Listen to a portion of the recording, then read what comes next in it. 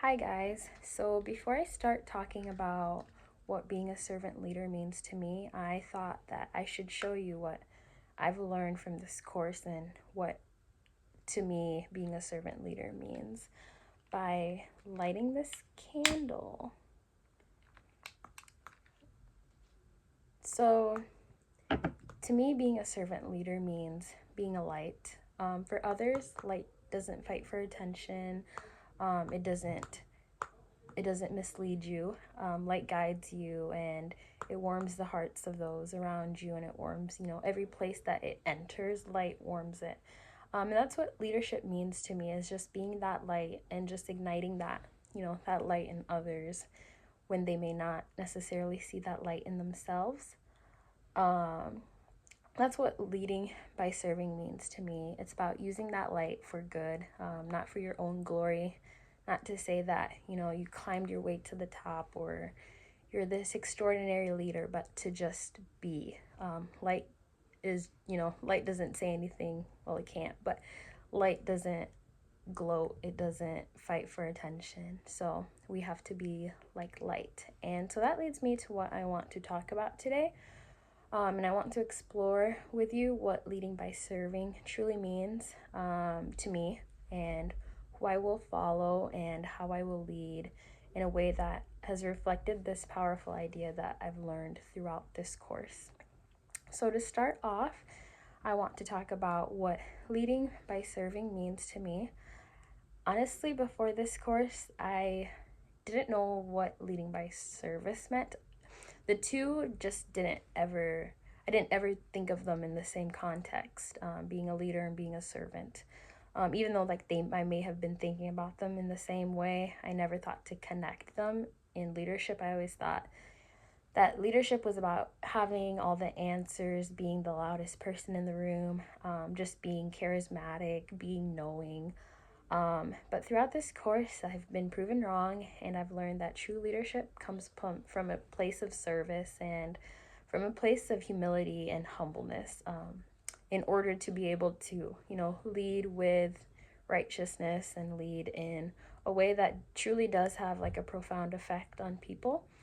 And in my life, I've seen this with my family. I don't consider myself a leader. I still struggle with that, but it's something that I'm learning to accept. Um, but yeah, I've seen this with my family, especially with my parents who are great leaders, and they've sacrificed a lot to, give us the opportunities that we never had. And their service wasn't flashy. It wasn't, oh, look at me doing all of these things, but it was very quiet, very humble, very empathetic. So that to me is what being a servant leader is. And in our course, Greenleaf talked about being a servant first. Um, and he said that the servant leader is a servant first and a leader second. And this really resonated with me because we often think of it the other way. We need to be a leader and then we can serve others. But you start serving others, and somehow leadership then makes its way into that equation.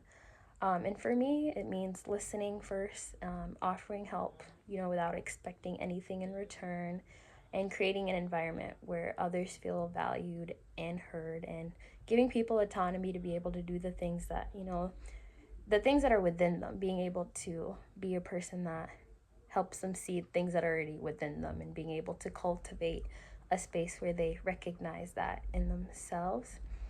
As far as who will I follow, I believe that to lead, you must first know who to follow. And to many different people around the world, this looks very different.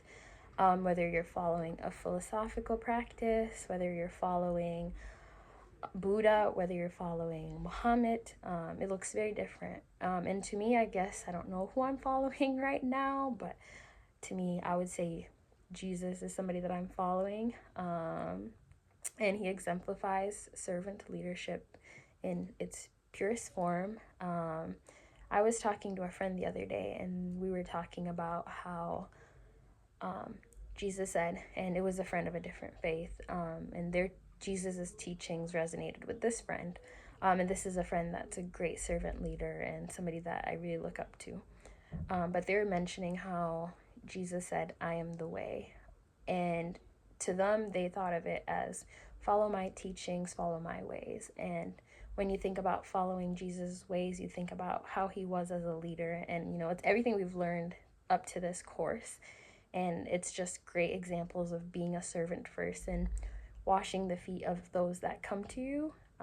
And so I think to me, following Jesus is my strife in life, and following, great leaders that have come, that have had a profound effect on our society, and their teachings.